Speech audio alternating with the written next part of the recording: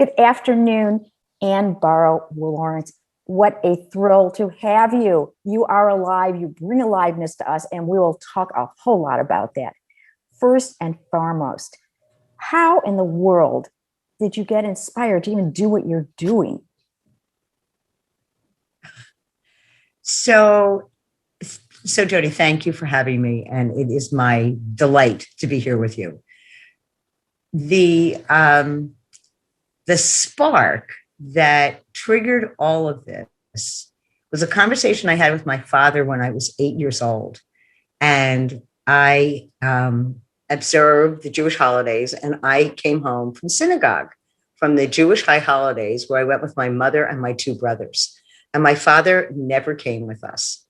And of course, I came home somewhat petulant at 8, ran upstairs, found my father who was sitting quietly reading the prayer book. And I said, it's not fair. How come I have to go and you never come? Don't you believe in God?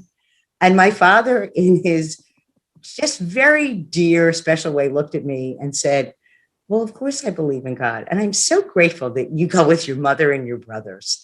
He said, but I pray differently.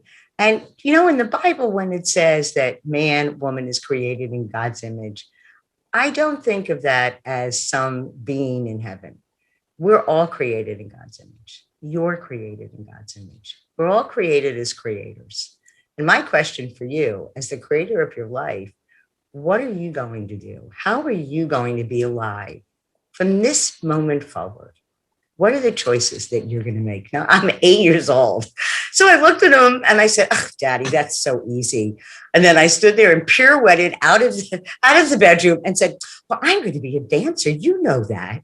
And that was really where those were the seeds for this movement about aliveness and creativity, no matter how old we are, no matter what our life circumstances are. And I want to add something. Anne is a dancer, a professional dancer, a very, very professional dancer. So that is proof of the pudding. That is such an important detail that I do not want anybody to miss that one. Thank you. Thanks, Jody.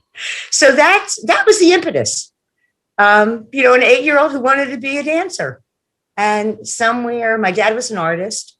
So growing up in that environment, there was something, and he always said, anything's possible. He was one of those people that said the letters CANT don't exist.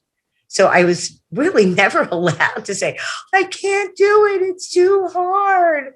It was always, okay, I got it. So maybe that's challenging. So what will you do?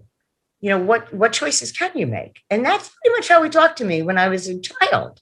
So I think it infiltrated. And then fast forward, I went to a dance performance of the Alvin Ailey Company when I was in my mid-50s. And I walked out of the performance and said, who wouldn't want to go and see a bunch of Olympic trained athletes perform to music and dance? And I thought, I'm still in great shape. I'm a dancer. I know a lot of people that are artists and creators.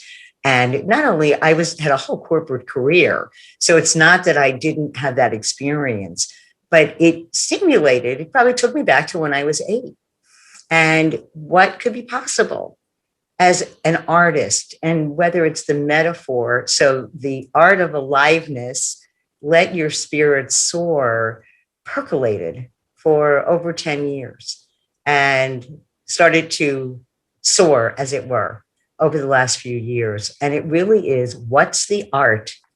Like the art, practice, mindset, habits, worldview of aliveness. And then what kind of expression can every one of us, it doesn't have to be being an artist per se, a visual artist, a musician, a dancer.